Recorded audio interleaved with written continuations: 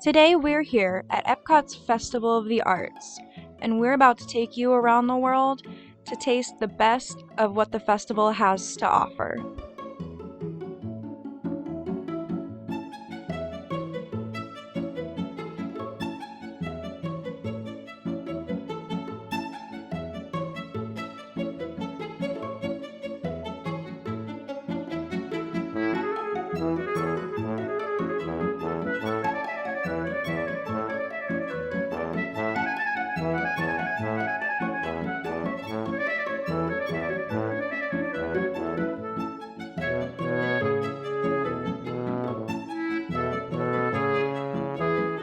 The first thing we did as we entered the World Showcase was take a left, and our first stand was Poppies. Now the very first thing that we got was the grilled cheese served with the tomato soup, and we were really excited because the day before we came to the festival they were actually serving that tomato soup in a styrofoam cup. They had run out of the cans. The food itself is great, as most of the Disney food is, but it is your typical tomato soup and grilled cheese sandwich, but it is worth it for only $5 with that collectible can. I also ordered the Popping Bubbles cocktail for $10.50. Now this is something you could probably easily make at home. It's a sparkling white wine with some bursting boba bubbles in it, but it was still really good and definitely a great choice if you're just looking to get drunk around the world. The last thing that we got at the stand was the shrimp ceviche, and that one was $6. It was very tiny, so be prepared for that, but it was refreshing, probably something I'd be preferring on a hot day. The next stand was the Mexico stand that I'm not even going to try to pronounce. Here I ordered the Diego pomegranate margarita. This thing has 3 different types of liquor in it and a hibiscus salt rim. Now I loved all 3 types of liquor and the fruit juice, but the salt rim got me. Normally when I drink a fruity margarita, I kind of expect a sugar rim, and with the hibiscus, I figured it would be kind of floral. No, this was definitely a salt rim, and yes, I probably should have known better from that name. Michaela ordered the chili relleno, and I'm not a big fan of stuffed peppers, but that's exactly what this was. Normally, she said they're only filled with cheese, at least the ones that she's had. But this one was stuffed with flank steak, black beans, and tomatoes, and let me tell you, you couldn't even taste the pepper in it. It was amazing. We rounded out our Mexican food adventure with the taco de chocolate for $6. It does come with those pomegranate seeds, some honeydew melon, and some mango like you see there, and unlike the chocolate taco from the Magic Kingdom, this one is actually all chocolate. The shell is chocolate, the cream is chocolate, it's not like a little wafer covered in chocolate. And it was delicious.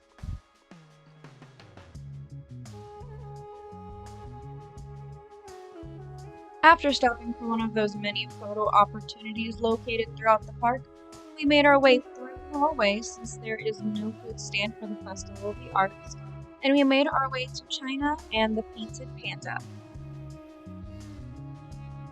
Here we got the Sichuan red mala shrimp for $10.50. And we were not expecting that pretty flour on it. We did try that, it was gross. But the shrimp itself was amazing, and so were the noodles underneath of it. It is a little bit on the pricier side, but I think it was personally worth it. Now this drink we didn't even plan on getting originally. We just saw someone with it at their makeshift Epcot trash can table, and we knew we had to get one too. It is called the Sea Butterfly. It is $12.50, and it is easily the prettiest and most Instagrammable drink at the Epcot Festival of the Arts this year. Those of you who have seen our previous videos know I'm not a big fan of the drinks from China. However, this was easily the best I have ever had from this country stand.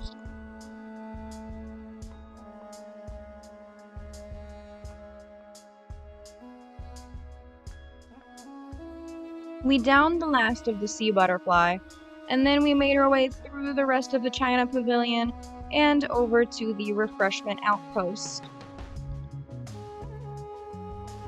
We came here specifically to support the Playa Linda Brewing Company, which is our local brewery, And they had a blue raspberry blonde drink this time around. It is $9.75, but it is a full-size drink, not just a regular tiny sample that they give you.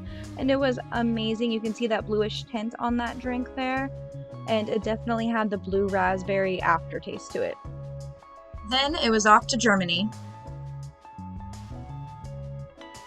For food, we got the red wine braised beef short rib, which was amazing as usual, super tender.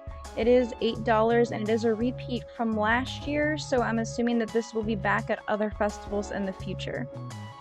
Another thing that we weren't originally supposed to get, but we really could not resist, especially for only $4.50, was this opera cake. It kind of reminds me of a Boston cream pie. We washed it all down with this play on rosé flight, which they had last year as well. The frozen rosé is the same, and they still have a rosé ale and a rosé cider, but those two were different companies. This sells for $10.50 and is totally worth it. You get all of your rosé needs covered. Then we were off to the most expensive stand in the World Show Place, which is the Italy stand. The first thing that we got was this Amaretto Bellini. It is $13. It was on the smaller side of the drinks that we got this day, but it was still very good. I'm a big fan of Bellini, so it was worth it, and all the syrup was at the bottom, so make sure you kind of like mix it up, just twist it, shake it. Then we got the L'Aragosta, which is a lobster ravioli. It is $15 just for 3 little tiny raviolis, but it was stuffed with lobster, so it wasn't too bad for that price. Heading on over to the artist table in the America Pavilion, we ended up getting the beef Wellington for $8.25. This is also a repeating item, also super good, not quite as tender as the beef braised from Germany, but it was still quite good. And with that, we got the Lexington Brewing Company Kentucky Vanilla Barrel Cream Ale for $4.50. I did get the small one, but they offer a big one. This was also super light. Michaela is not really a big fan of ales, but she really liked this one. And it had the vanilla aftertaste at the end, which was just perfection. Japan is the next country on our list, and we got the vegetable gyoza here, which is also a repeat item. It was really good. Like I said, I'm not a big fan of vegetables by themselves without like bread or meat, but it was very good. The little red things on top are amazing, which I think are the pepper strings. And this is one of the cheaper items at only $6. We got the pink snow with that, which was $8. The best part of it was little snowflake confetti on top. Definitely Instagrammable, but again, not my favorite drink at the festival. My favorite item from Japan was this Stone Garden. It's $6.75. It's a red bean mousse with chocolate rocks. Definitely a nice dessert. But the best part about it is that they give you the rocks in a little cup, and then you get to decorate it yourself. The Mosaic Canteen is the stand for the Morocco Pavilion, and we ended up getting the blackberry hard cider here. We actually got the big one for this one, but the small one is $4.50. It is a cider, so it's very sweet and delectable in my opinion. We ate the roasted rack of lamb with this, which is $8. This again was super tender, just like fall off the bone. I always get the lamb at the Morocco Pavilion, so this year was spot on, and 10 out of 10 would eat again. The Vibrante and Vivito stand is between Morocco and France, and the first thing we got was this passion fruit daiquiri for $14. It was very good, but this one was one of the smaller drinks that we got. Then we got this chilled seafood cocktail with octopus, scallops, and shrimp in it for $8.50, which of course is a little bit more pricey, but because of the seafood, totally worth it. And the last thing we got at the stand was the blue corn pupusa stuffed with cheese. It was $6.50, so actually one of the cheaper items, and it was really good. The pupusa was a little bit tough, but overall it all blended very well together. Then we headed over to France, peeped those France ears that you can buy in the gift shop. The one new food item that we got here was the croissant à la truffle noix d'hiver for $7.75. Kind of looks like a chocolate croissant, but it's actually filled with mushrooms, so it's even better. Then we couldn't resist getting the cream de brie en petit pain for $8. I got this last year, and every time that there is melted cheese with bread, I will buy it, but it's always worth it. And we went over to the World Showplace, which is located between the UK and Canada in one of the festival centers, and we started with festival favorites. I got the cold-fashioned coffee cocktail for $9.50, and honestly, I kind of hated it. It was not very creamy, and I wasn't sure what to expect with it, but the flavors for me did not blend well with the coffee. If you like bourbon, you might still like it, but for me, it was a no-go. Kayla, on the other hand, got this Blue Sky Black Cherry Boba Freeze, which is non-alcoholic. It's $4.50. It was really tiny, but it was good. Lastly, at this stand, we had to get Remy's Ratatouille, and it was $5.